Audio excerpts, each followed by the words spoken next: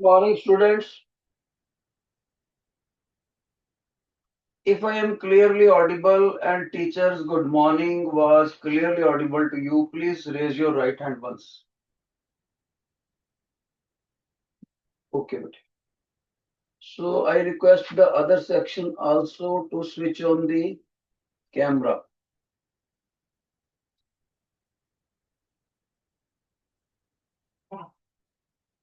Camera एक ही section ने on करा है, लास्ट टाइम उनका फॉल्टी था बेटे, हो सकता है इस बार भी फॉल्टी हो, लेकिन मैंने आपको रिमाइंडर दे दिया कि आपका कैमरा ऑफ है एक सेक्शन का और माइक तो दोनों के ऑफ है। लीजिए बेटे, आज हम नया टॉपिक सीखेंगे। Everybody please be attentive. शाबाश। And the topic name is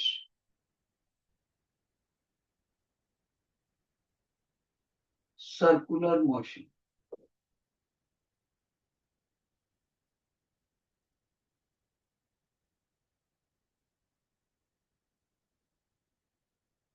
circular motion. Please write down the heading.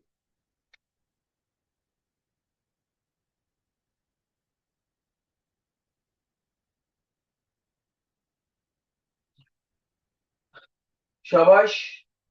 Please be ready and write down the heading. Few students are still not ready. Few are still opening the bag.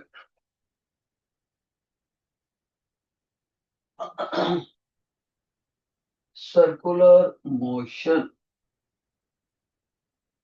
Listen, bete. First of all, I am telling you what is meant by constant velocity. Constant velocity.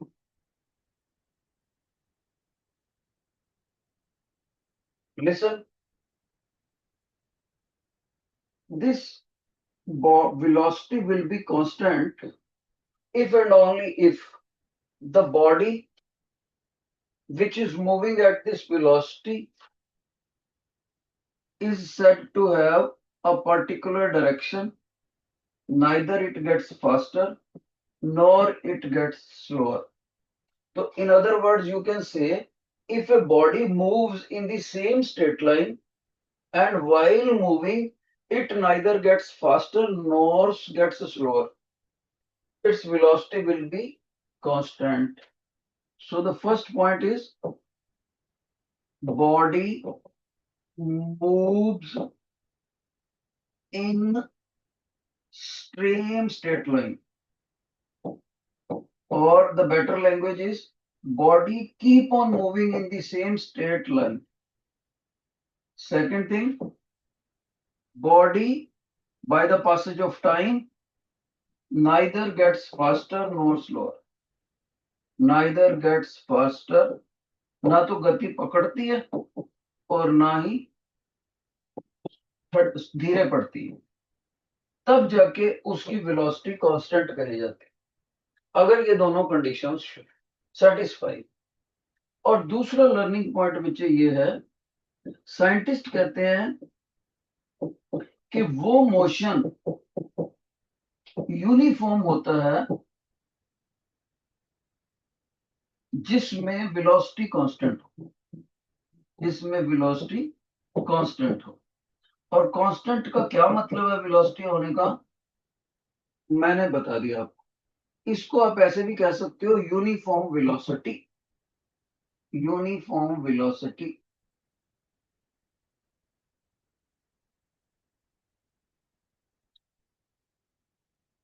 इसको अब अच्छा, जिसमें velocity में change ही ना हो उसका acceleration कितना होगा? सभी बच्चे बोलेंगे सर एक्सेलरेशन होता है चेंज इन वेलोसिटी। अब क्योंकि आपने वेलोसिटी को कांस्टेंट कर दिया तो उसमें चेंज तो हो ही नहीं सकता। चेंज हो नहीं सकता तो आपका एक्सेलरेशन जीरो आ गया। इसलिए यूनिफॉर्म वेलोसिटी वाले मोशन को यूनिफॉर्म मोशन कहने के साथ साथ जिसका एक्सेलरेशन हो ही ना, अनएक्सेलरेटेड मोशन भी बोलते हैं। तो सभी बच्चे याद रखेंगे, इसको अनएक्सेलरेटेड मोशन भी बोलेंगे क्योंकि एक्सेलरेशन की वैल्यू 0 आई। इसी को यूनिफॉर्म मोशन भी बोलेंगे और इसी को मोशन विद कांस्टेंट वेलोसिटी भी बोले। ये हमने पहला लर्निंग पॉइंट बोला। अब टीचर कुछ एडिशनल बात बताने लगा है, ये क्यों बताया अभी पता लग जाएगा। अगर कोई बॉडी सर्कल में मूव करती है बेटे, ये रेडियस दिखाया टीचर ने, ऐसे मूव कर रही है, और मैं आपसे पूछूं कि जब बॉडी यहां पर पहुंची तो उसकी वेलोसिटी किधर को है, वेलोसिटी की डायरेक्शन क्या है? आप कहोगे सर वेलोसिटी की डायरेक्शन हमेशा अलोंग टेंजेंट होती है एट एनी पॉइंट। मैंने कहा ओके। फिर मैं बोलूं ओके यहां पर वेलोसिटी किधर को है? सर यहां पर टेंजेंट ड्रा कर दो, वी डैश कह दो। फिर मैं उसको बोलूं यहां पर वेलोसिटी कितनी है, किधर है? सर यहां टेंजेंट ड्रा कर दो, वी डबल डैश कर दो। और अगर मैं बच्चे को बोलूं कि बेटे मान लो सर्कल पर चलते हुए बॉडी ना तेज हो रही है ना स्लो हो रही है, ना तेज हो रही है ना स्लो हो रही है, तो क्या मैं बोल सकता हूं कि body is moving with constant velocity in a circular motion? देखिए कौन बच्चा कहता है इसका यस या नो। अगर मैं ऐसे बोलूं कि बॉडी सर्कल पे चलते हुए ना तो तेज हो रही है ना तो स्लो हो रही है, तो क्या मैं ऐसे कह सकता हूं body moves with the constant velocity? जो बच्चा कहता है यस कह सकते हो नंबर 1 फिंगर खड़ी करो। जो कहता है नहीं कह सकते सर, डबल फिंगर खड़ी करो। शाबाश, जल्दी बताओ, जल्दी बताओ बेटे, डोंट चाहिए अपना आंसर बताओ। तो मैक्सिमम बच्चे वन कह रहे हैं, डाउन। तो मैक्सिमम बच्चे वन कह रहे हैं तो मैक्सिमम का ही गलत है, क्योंकि ना तेज हो रही है ना स्लो हो रही है, ये बात तो ठीक है, पर टीचर ने दूसरी बात भी तो बोली थी, सेम स्ट्रेट लाइन।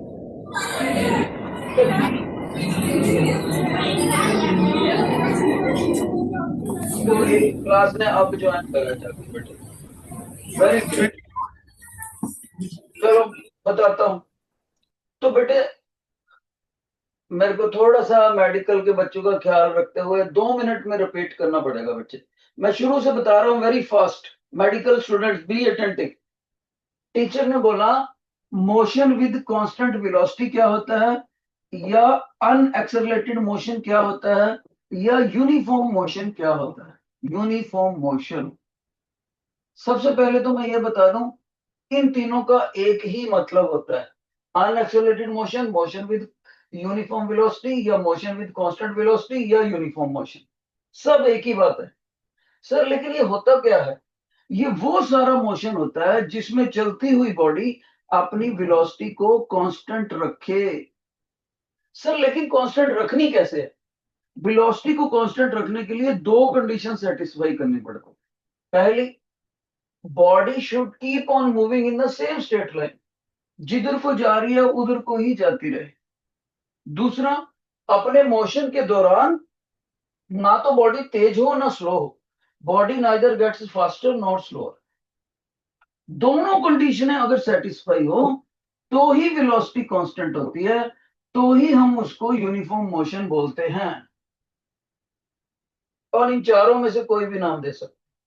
अब बच्चा कहता है सर यूनिफॉर्म मोशन समझ आया कि उसने अपने मोशन में एक सारता बना रखी, कांस्टेंट भी समझ आया, चलो यूनिफॉर्म वेलोसिटी भी समझ आया, तो आपने अनएक्सेलरेटेड मोशन कैसे लिख दिया इसको? मैं कहूंगा बेटे एक्सेलरेशन का डेफिनेशन क्या होता है? Rate of change of velocity. और जब वेलोसिटी में चेंज ही नहीं आया, ये जो छोटी सी ट्रायंगल है ना इसको डेल्टा बोलते हैं, डेल्टा मैंने चेंज। जब चेंज इन वेलोसिटी 0 हो, तो चेंज इन वेलोसिटी हो ही ना, तो फिर एक्सेलरेशन 0 हो गया क्योंकि वेलोसिटी तो कांस्टेंट है। एक्सेलरेशन 0 हो गया मतलब एक्सेलरेशन की वैल्यू है ही नहीं, तो इसलिए हम अन वर्ड लगा दिया, अनएक्सेलरेटेड मोशन। अब दूसरी बात, अगर कोई बॉडी के मोशन को यूनिफॉर्म कहना है तो हम कह सकते हैं वेलोसिटी कांस्टेंट है, एंड वाइस वर्सा। अगर या फिर वेलोसिटी कांस्टेंट है तो मोशन को यूनिफॉर्म बोल। और वेलोसिटी के कांस्टेंट होने के लिए दोनों कंडीशंस का होना लाजमी है।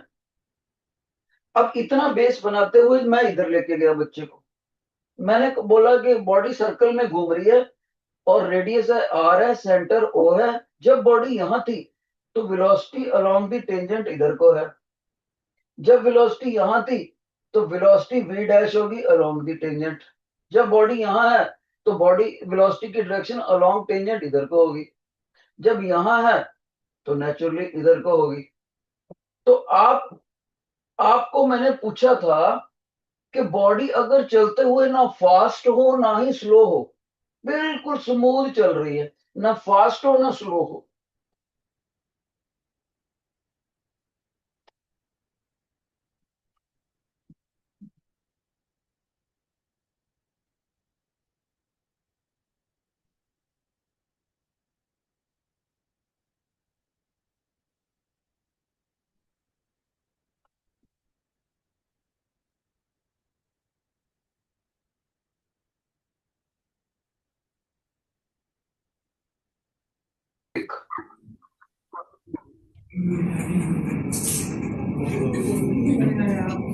Dear students, please switch on your camera.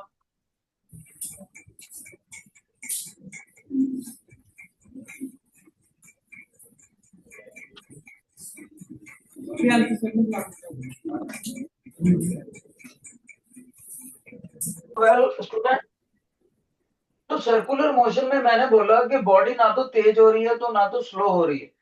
तो कोई बच्चा बताएगा अगर मैं ये लैंग्वेज लिखूं तो इस फिलिंग द ब्लैंक्स क्या हो सकता है? If during circular motion body neither gets faster nor slower, its motion will be with constant what? कोई बच्चा बता सकता है ये फिलिंग द ब्लैंक्स क्या हो सकता है अगर सर्कुलर मोशन में ना बॉडी तेज हो ना स्लो हो? शाबाश, एनीबॉडी? एक बच्चा मेडिकल में बोलने की कोशिश कर रहा था लेकिन नहीं बोला। तो यहां पर अगर आप लिखते हो विद कांस्टेंट वेलोसिटी, गलत है, क्योंकि डायरेक्शन तो चेंज हो ही रही है ना। वेलोसिटी कभी इधर कभी इधर कभी इधर, डायरेक्शन चेंज हो भी नहीं होनी चाहिए, डायरेक्शन भी नहीं चेंज होनी चाहिए तभी वेलोसिटी कांस्टेंट है। तो फिर बच्चा बोलेगा सर अगर डायरेक्शन चेंज हो रही है, बॉडी ना तेज हो रही है ना स्लो हो रही है, तो हम लिखें क्या, क्या चीज कांस्टेंट है? स्पीड कांस्टेंट है, स्पीड। सर्कुलर मोशन में वेलोसिटी तो कांस्टेंट हो ही नहीं सकती, लिख लो कहीं ना कहीं, in circular motion velocity can not be constant. In circular motion बेटा लिख लो, या पता नहीं कैसे मैं कह रहा हूं लिख लो, फर्स्ट बेंच पे बैठे हैं तीनों के तीनों को पेन है नहीं, चलो पता नहीं कैसे बच्चे हैं यार। In circular motion velocity can never be constant. Second point, speed में और may not be constant, speed में और may not be constant, speed constant भी हो सकती है नहीं। अब यहां सुन लो, अगर स्पीड कांस्टेंट है, अगर स्पीड कांस्टेंट है तब ऐसे सर्कुलर मोशन को यूनिफॉर्म सर्कुलर मोशन बोलते हैं, यूनिफॉर्म सर्कुलर मोशन। और इसकी एब्रीवेशन पॉपुलर है बुक्स में, यूसीएम, यूनिफॉर्म सर्कुलर मोशन। और यूनिफॉर्म सर्कुलर मोशन में वेलोसिटी तो कांस्टेंट हो ही नहीं सकती। इसका मतलब बच्चा कहता है सर यहां पर जो आपने वी डैश लिखा है और वी डबल डैश लिखा है, फिर ऊपर से आप कह रहे हो ये तेज नहीं हो रही स्लो नहीं हो रही, तो क्या मैं ऐसे नहीं लिख सकता? v is equal to V dash, V dash is equal to V double dash, V double dash is equal to V triple dash. मैं कहूंगा बेटे नहीं लिख सकते, यू कैन नॉट, ये इक्वल नहीं है, क्योंकि डायरेक्शन चेंज होगी, डायरेक्शन तो कम से कम चेंज हुई है ना। फिर बच्चा कहता है ओके सर, अगर मैं डायरेक्शन को निकाल दूं सिर्फ इनके मैग्नीट्यूड डिस्कस करूं, v मॉड ले लिया मतलब ओनली मैग्नीट्यूड, v डैश उसका मॉड ले लिया, v डबल डैश इस जगह पर और v ट्रिपल डैश इस जगह पर, तो इन सभी का मैंने मैग्नीट्यूड ले लिया और यूनिफॉर्म सर्कुलर मोशन है, तो क्या मैं इनको इक्वल लिख सकता हूं? हाँ, अब मैं कहूंगा ये सही है। और अगर यहां मैं अनइक्वल कर दे, देखो इक्वल को कट कर दे, ये भी सही हो गया। वेलोसिटीज अनइक्वल होगी और वेलोसिटीज के मैग्नीट्यूड इक्वल होगी। कब? जब यूनिफॉर्म मोशन हो। लिख दो, शाबाश लिख दो। In uniform motion, in uniform motion, velocity can never be constant. In uniform motion, velocity can never be constant, but speed can be constant or cannot be constant. But speed can be constant, cannot be constant. अब दूसरा point लिखो। If during circular motion, body's velocity, if during circular motion, body's speed remains constant. Shabash. If during circular motion, body's speed remains constant, then it is a uniform circular motion. Then it is a uniform circular motion. और आखिर में लिख दो and vice versa. And vice versa. लो बच्चे, कभी connection टूट जाता है, कभी नहीं टूट जाता। मैं एक बार फास्ट बता रहा हूं, ध्यान से सुनो। कांस्टेंट वेलोसिटी का मतलब होता है डायरेक्शन भी सेम रहनी और ना ही बॉडी तेज होएगी ना स्लो होएगी। Constant velocity. और कांस्टेंट वेलोसिटी वाले मोशन को यूनिफॉर्म मोशन बोलते हैं, यूनिफॉर्म वेलोसिटी वाला मोशन बोलते हैं, अनएक्सेलरेटेड मोशन बोलते हैं। लेकिन जब सर्कुलर मोशन में आपने यूनिफॉर्म की बात करनी है तो वेलोसिटी की बात नहीं करनी, स्पीड की बात करनी है। स्पीड कांस्टेंट रहेगी यूनिफॉर्म सर्कुलर मोशन, और स्पीड अगर वेरिएबल है तो नॉन यूनिफॉर्म सर्कुलर मोशन हो गया। और किसी भी सर्कुलर मोशन में वेलोसिटी तो कांस्टेंट हो ही नहीं सकती। क्यों? Velocity is always along the direction of the tangent. Tangent कौन सी होती है? जो किसी पॉइंट पे टच करती हुई लाइन हो, टेंजेंट। और याद रखना, टेंजेंट हमेशा रेडियस से 90 डिग्री का एंगल बना के जाती है, ये आपको पता होना चाहिए। तो ये था आज का पहला लर्निंग पॉइंट, और इसको स्टोर करते हैं। यानी कि टीचर ने आपको समझा दिया यूनिफॉर्म सर्कुलर मोशन क्या होता है। टीचर ने आपको सिखा दिया नॉन यूनिफॉर्म सर्कुलर क्या मोशन क्या होता है। टीचर ने सिखा दिया वेलोसिटी कांस्टेंट हो उसका क्या मतलब है। टीचर ने समझा दिया स्पीड कांस्टेंट हो उसका क्या मतलब। ये चार चीजें अगर आपको समझ आ गई तो अभी तक आपको लेक्चर समझ आ गया। अब हम चलते हैं आगे, बेटे ध्यान से सुनोगे। अगर कोई बॉडी इस तरह से मूव करे तो इसको बोलते हैं anti clockwise motion. Anti clockwise, इसको काउंटर, क्योंकि ये घड़ी की सुइयां ऐसे चलती हैं। अगर ये क्लॉक होता तो hands of the clock would have been this way, but body मैंने एरो देखो अपोजिट दिखा है। इसको एंटी क्लॉकवाइज बोलने के साथ साथ काउंटर क्लॉक भी बोलते हैं। Counter clock. टीचर ये कहना चाहता है चाहे बॉडी एंटी क्लॉकवाइज मूव करे या बॉडी क्लॉकवाइज मूव करे, दोनों के लिए जो फार्मूले बनेंगे या टर्म्स बनेगी वो सेम बनेगी। सेम बनेगी।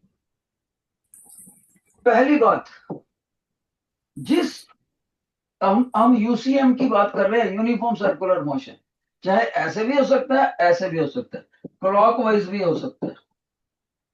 पहली बात, सभी बच्चों को यह पता है कि सेंटर ऑफ सर्कल से सर्कमफ्रेंस तक ये रेडियस होता है, बहुत अच्छी बात है। लेकिन उनको रेडियस की डायरेक्शन नहीं पता होता। याद रखना, ये तो रेडियस का मैग्नीट्यूड है, but radius is a vector quantity और रेडियस की डायरेक्शन हमेशा रेडियली आउटवर्ड होती है बच्चे।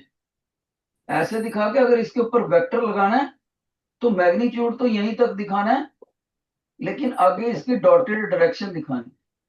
नंबर वन लिख लो कहीं ना कहीं, radius vector is always radially outward. Okay. तीसरी बात, जब भी कोई चीज सर्कल में घूमती है तो एक ऐसा फोर्स जरूरी होता है उस बॉडी के ऊपर लगना जो अलोंग रेडियस होती है और टुवर्ड्स सेंटर होता है, ये फोर्स का होना जरूरी है। अगर ये फोर्स मस्ट है, ये must for any body to move in a circle, to move in a circle,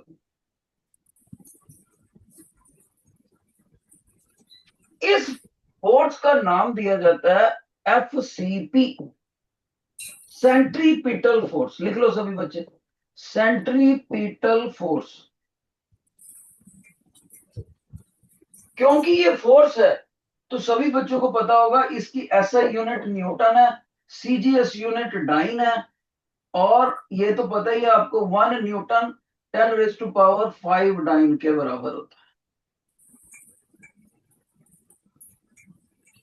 अब ये सर्कुलर मोशन की क्या खास बात बताई है टीचर, कि सर होता तो ये रेडियस के अलोंग है, लेकिन टुवर्ड्स सेंटर।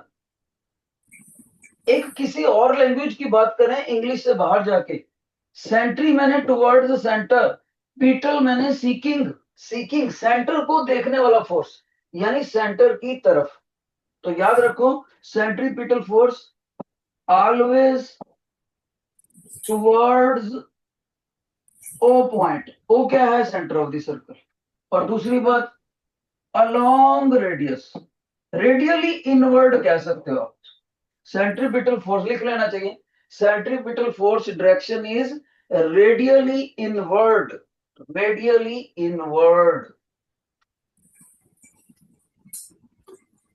अब एक बात और, ये जो बॉडी ऐसे घूम रही है, ऐसे घूम रही है, यूनिफॉर्म सर्कुलर मोशन है, जिसकी स्पीड कांस्टेंट है, ना वो तेज हो रही है ना स्लो हो रही है।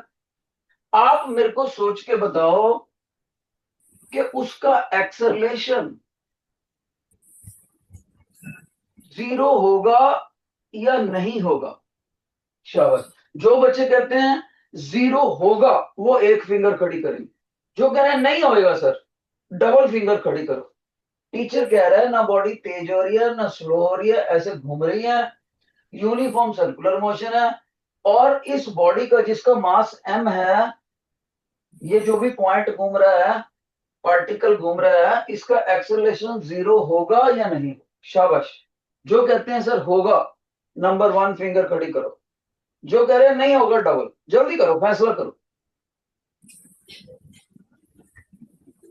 सोचो सोचो सोचो, ना बॉडी तेज हो रही है ना स्लो हो रही है, इसीलिए तो यूनिफॉर्म सर्कुलर मोशन। शाबाश।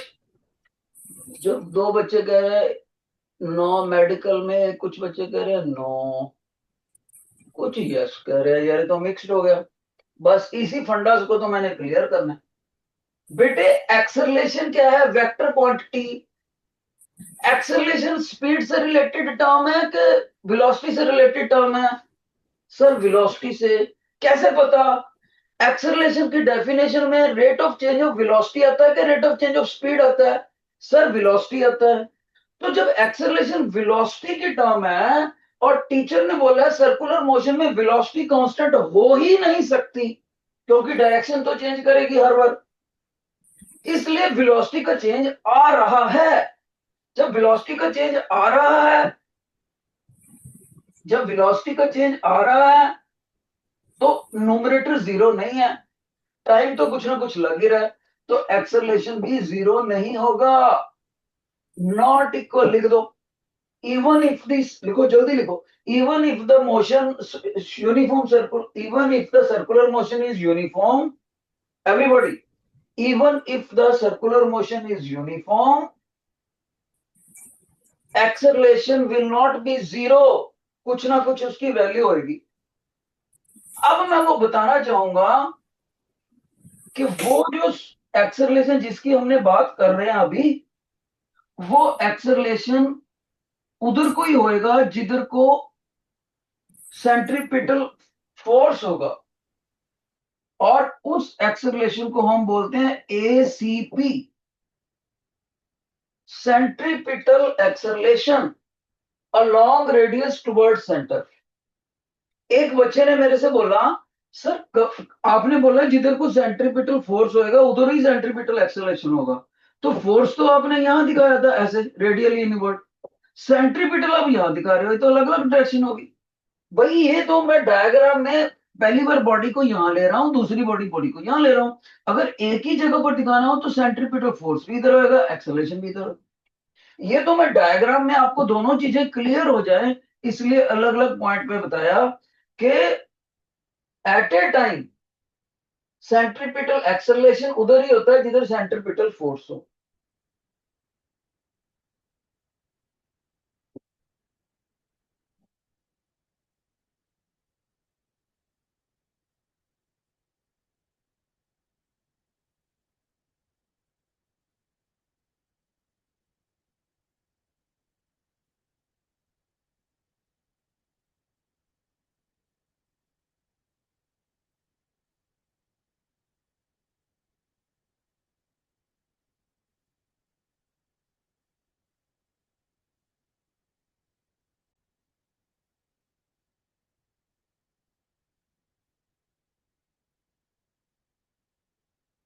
एक्सेलरेशन तो लग जाए, मास से मल्टीप्लाई कर दो तो सेंट्रीपिटल फोर्स आ जाएगा। ओके, नोट कर लो बेटे ये फार्मूला। अब इस सर्कुलर मोशन में और कौन कौन सी टर्म्स हैं, ध्यान से सुनना जरा। लीजिए बेटे, यूनिफॉर्म सर्कुलर मोशन की बात कर रहे हैं। बॉडी ऐसे सर्कल में घूम रही है, सेंटर ये है, कौन सी बॉडी, ये एम, एम बॉडी। पहला पॉइंट, अगर हमें इसका रेडियस पता हो तो क्या हम नोट कर सकते हैं एक चक्कर में कितना रास्ता लगाया इसने, कवर करा। Sir yes, 2 pi R circumference. और पूरा चक्कर कवर करने के लिए जितना भी टाइम लग जाता है उसको टाइम पीरियड बोलते हैं। तो ये बन गई आपकी constant speed. Speed is equal to distance upon time. इस टाइम को क्या बोलते हैं बेटे, टाइम पीरियड। डेफिनेशन क्या बनेगी, it is the time taken to complete one circular revolution. Time period की यूनिट क्या लेनी है हमेशा, सेकंड। और नेचुरली वेलोसिटी स्पीड की आपको पता ही है, मीटर पर सेकंड। दूसरी बात, अब यहां पर एक और टर्म भी रिलेटेड होती है, वो कौन सी होती है, एंगुलर वेलोसिटी। एंगुलर वेलोसिटी, उसका सिंबल क्या होता है, ओमेगा। इसका एक नाम और भी है बेटे, एंगुलर,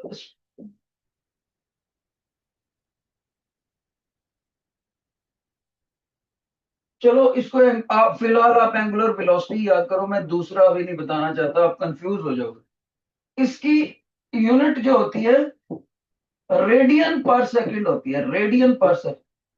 अब सवाल ही पैदा होता है सर ये होती क्या है, ध्यान से सुनना बच्चे। मान लीजिए कभी बॉडी हमारी यहां पर थी, ओके सर, फिर ये बॉडी यहां से यहां चलेगी, ओके सर। तो जो इसका रेडियस वेक्टर था उसकी पोजीशन यहां से यहां आ गई, बिल्कुल सर। तो इस रेडियस वेक्टर ने कितना एंगल ट्रेस कर दिया, ये वाला एंगल थीटा, ओके सर। इस थीटा को बोलते हैं एंगुलर डिस्प्लेसमेंट, याद रहे, theta is called angular displacement. Sir इसकी यूनिट क्या आएगी, इसकी यूनिट आएगी radian per sec, radian, sorry radian, only radian. इस एंगुलर डिस्प्लेसमेंट को कवर करने के लिए कितना टाइम लग गया, यानी रेडियस वेक्टर को यहां से यहां पहुंचने में कितना टाइम लग गया।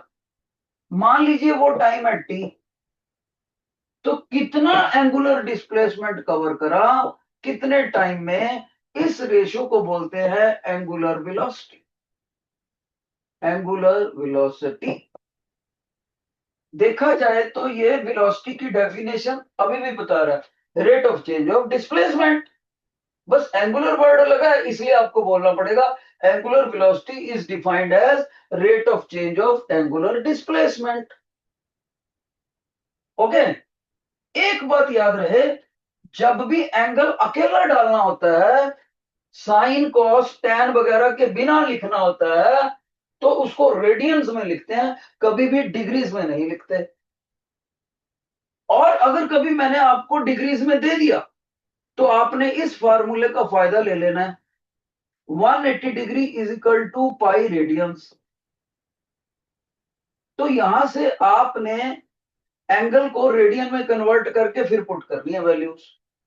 जैसे मैं आपसे बोलूं बेटे 30 डिग्री का एंगल ट्रेस हो गया, तो आप 30 को टाइम से डिवाइड नहीं कर सकते। नो, आपने बोलना है सर जो 30 है ना 180 का 1/6 है, इसलिए आपका रेडियन में एंगल पाई का 1/6 हो जाएगा। तो ये एंगल वैल्यू आप थीटा की जगह पुट करोगे। जब पाई/6 पुट कर दोगे, उसके बाद पाई की वैल्यू कैलकुलेशंस के लिए 3.14 पुट कर सकते हो, 3.14। So always put the angle in terms of radian। अब एक बच्चे बोलेगा सर जब यहां से यहां तक radius vector theta angle trace करता है, तो उसने ये व्हाइट कलर वाली आर्क लेंथ भी तो कवर करी है जिसको आपने व्हाइट से कट करा है। मैंने कहा यस, इतनी आर्क ट्रेस होगी सेम टाइम के अंदर अंदर। कितनी आर्क ट्रेस हुई, आर्क लेंथ मीटरों में लेनी है, उसी टाइम के अंदर अंदर कितने टाइम के अंदर अंदर, उसको हम बोलेंगे लीनियर वेलोसिटी बोल देते हैं उसको। हालांकि ये स्पीड है, लेकिन रॉन्ग टर्मिनोलॉजी चली हुई है थ्रू आउट दी वर्ल्ड। अपने इसको हम एंगुलर, इसको लीनियर वेलोसिटी बोल देते हैं, ओमेगा को एंगुलर वेलोसिटी बोलते हैं। अब बेटे याद रखना, 10th क्लास में आपने एक फार्मूला पढ़ा था सर, एंगल, आर्क लेंथ और रेडियस, इन तीनों में एक इंटरलिंक्ड फार्मूला होता है। कोई बच्चा है जो मेरे को बता सके how arc length, angle and radius are related to each other? शाबाश। Any student among medical and any non medical, देखते हैं कंपटीशन है, कौन बच्चा उठ के आता है। नॉन मेडिकल में 40 स्टूडेंट्स, मेडिकल में 65। शाबाश, देखते हैं, आ जाओ, माइक पे बताना पड़ेगा, ऐसे नहीं। मेडिकल में एक बच्चा जीतने की कोशिश कर, आ जाओ बेटे, ज्यादा से ज्यादा गलत ही हो जाएगा, आ जाओ। How these three are related to each other? Length of arc का फार्मूला। हाँ, तो क्या होता है फार्मूला, तो बताओ। थीटा में 360 minus theta upon 2 pi R into 2 pi. नहीं बेटे, बनी नहीं बात, कोई बात, बैठो बैठो, कोई बात बनी नहीं है। स्लिप हो गया एक्चुअली आपके माइंड से, किसी जमाने में आपको पता जरूर था, लेकिन लैक ऑफ रिवीजन की वजह से भूल गया। मेडिकल, नॉन मेडिकल में एक भी बच्चा एंगल इन रेडियन, रेडियस और length, arc length, how they are interlinked? Sir हाँ, आ जाओ गुड़िया, आ जाओ।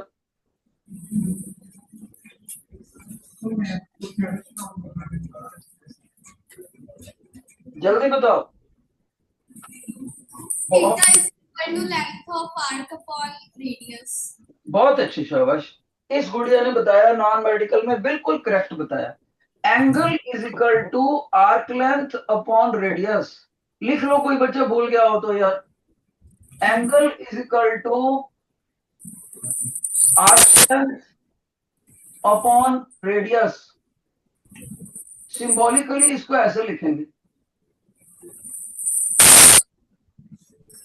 और याद रखना, अगर लेंथ और रेडियस दोनों बराबर हो, जैसे रेडियस भी 10 मीटर हो, लेंथ भी 10 मीटर हो, तब इस एंगल की वैल्यू कितनी आएगी? देखो, अगर ये बराबर हो 1 आएगी, 1 का मतलब रेडियन।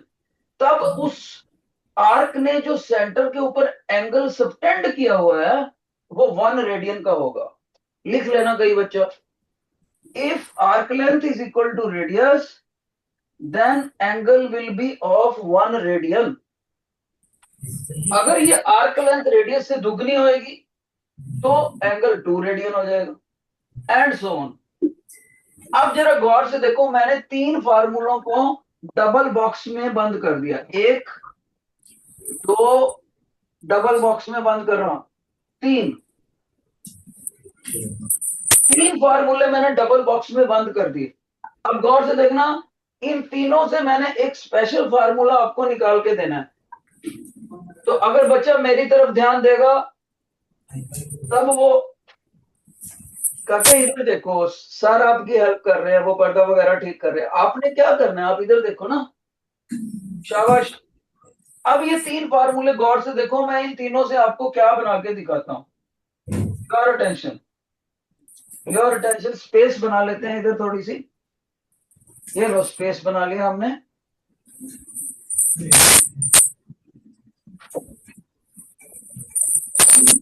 देखो बेटे ध्यान से देखना, मैं इन दोनों फार्मूलों में क्या बात करने लगा हूं, 1 अपॉन टाइम की वैल्यू निकालने लगा हूं, 1 अपॉन टाइम की।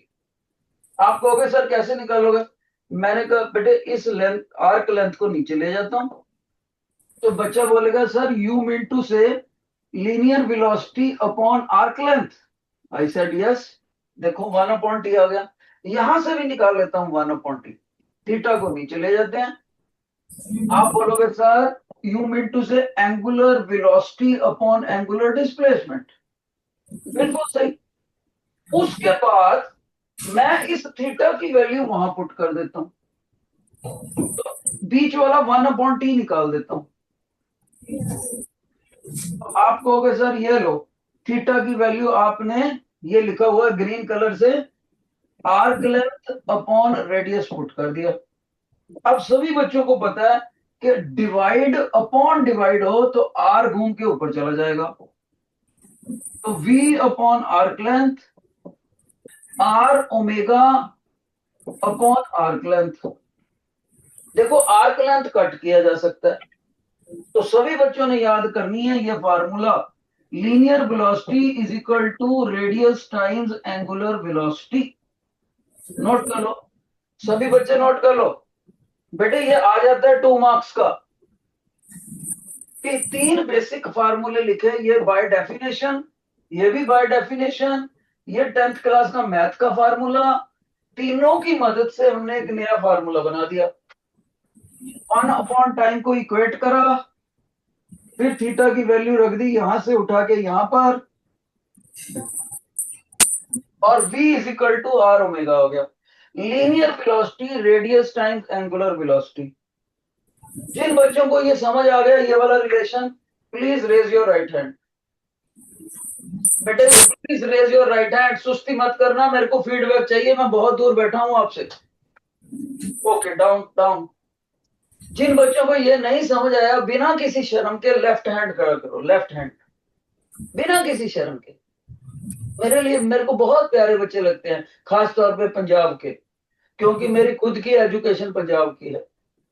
इसी जमाने में पंजाब में बहुत बड़ी एजुकेशन होती थी बेटे, और सारे इस बात के गवाह है मेरे साथ। फिर धीरे धीरे डाउन आ गया लेवल।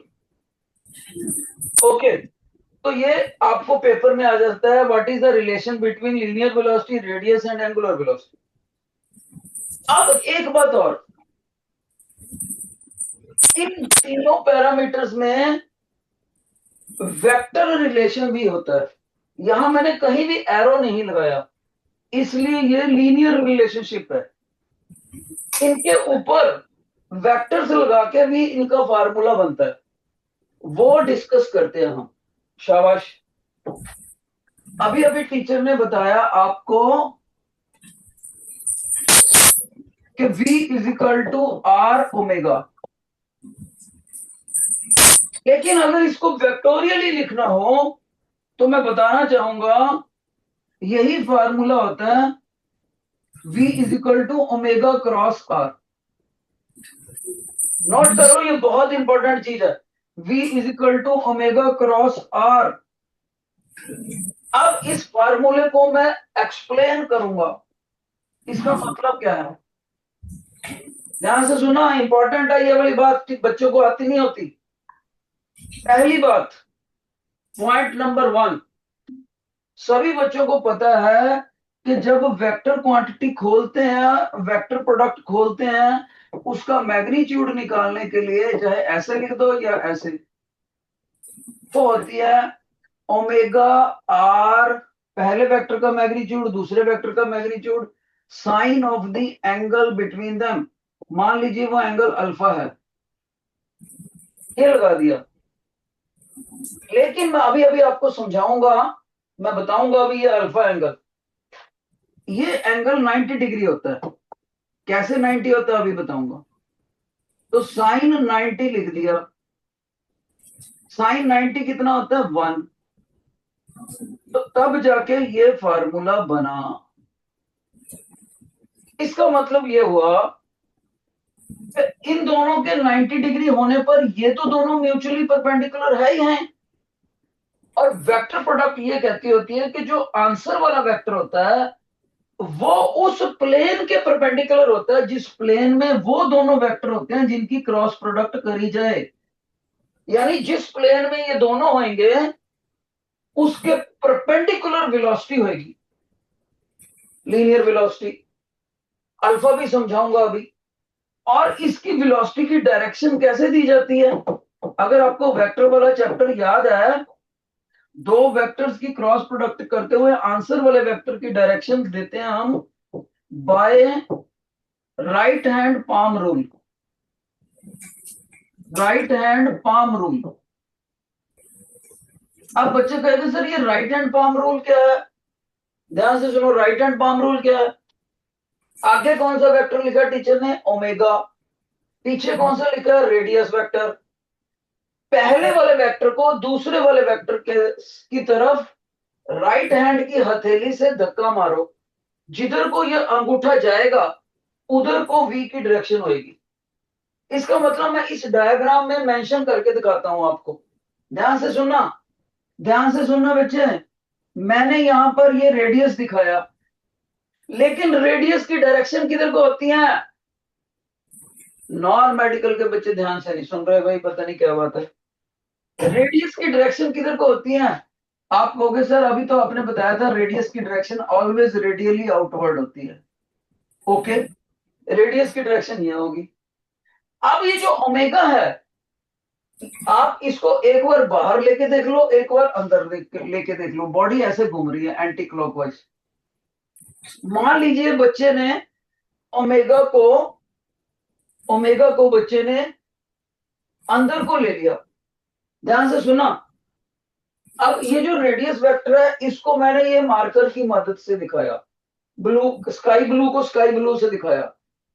और जो ओमेगा है, ओमेगा मान लीजिए उसको मैंने इस ब्लैक बोर्ड के परपेंडिकुलरली इनवर्ड दिखाया, ये दिखा दिया परपेंडिकुलरली इनवर्ड, ये दिखा दिया अंदर को बच्चे 90 डिग्री से। अब अगर मैं आपसे पूछूं ओमेगा सॉरी लीनियर वेलोसिटी की डायरेक्शन कैसे निकालोगे? आप कहोगे सर ये रेडियस है और सर ओमेगा आप अंदर को कह रहे हो, ओमेगा आपका अंदर है और रेडियस, ओमेगा लेफ्ट पे लिखा हुआ है, रेडियस राइट पे। जो पहले नंबर पे लिखा होता है ओमेगा अंदर, वहां से आपने राइट हैंड की हथेली लेकर आनी है।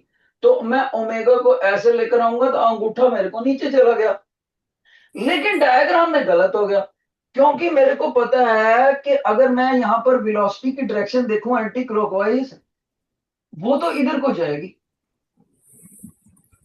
तो बच्चा कहेगा सर अगर आपकी वेलोसिटी इधर को जाएगी तो फिर आप ओमेगा बाहर को लेके देख लो, अंदर लिया था ना आपने, बाहर लेके देख लो।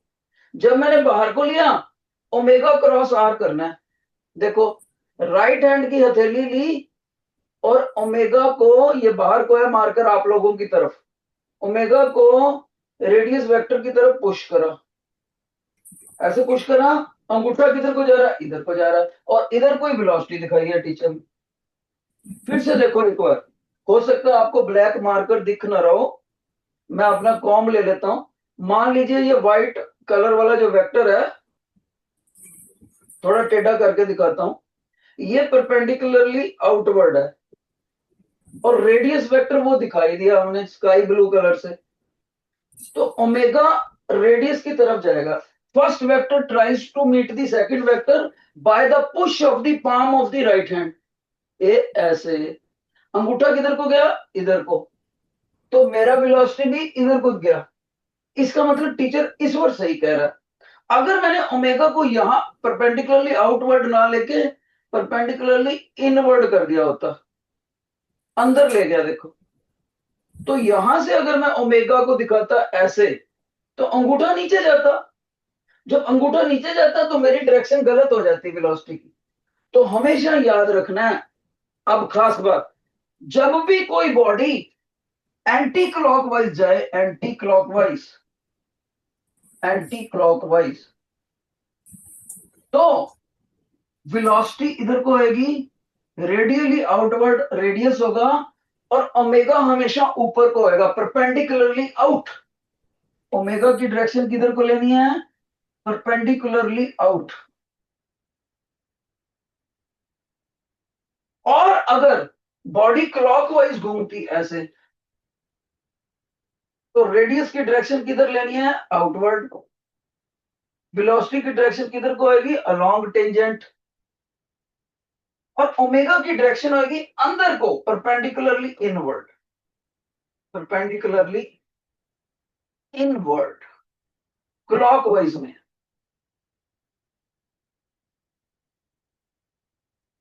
ठीक है। अब एक चीज देखो, जब रेडियस वेक्टर इधर को है और ओमेगा अंदर को है, या इसमें आ जाओ, रेडियस वेक्टर इधर को है, ओमेगा बाहर को है, तो रेडियस वेक्टर तो हो गया in the plane of plane, omega perpendicularly outward है, तो अपने आप ही अल्फा ये हो गया कि नहीं 90 डिग्री, क्योंकि ओमेगा और रेडियस के बीच का एंगल है ये।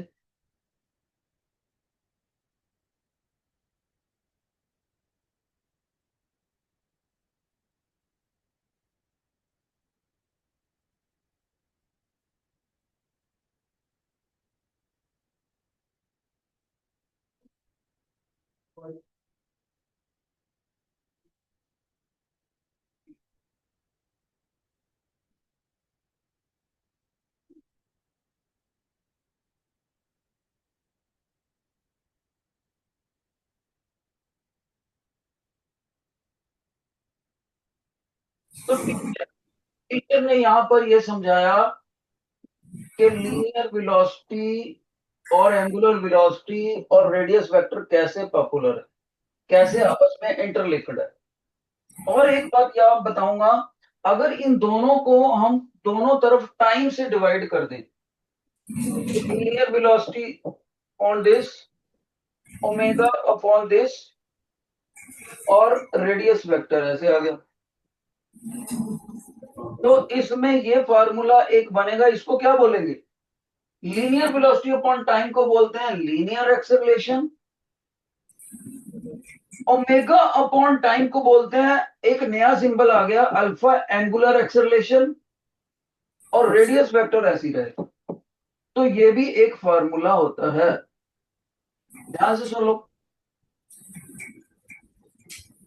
ये दोनों फार्मूलों में जो डायरेक्शन इसकी होती है वही इसकी, जो डायरेक्शन अल्फा की होती है वही ओमेगा की हो। शाबाश, नोट कर लीजिए।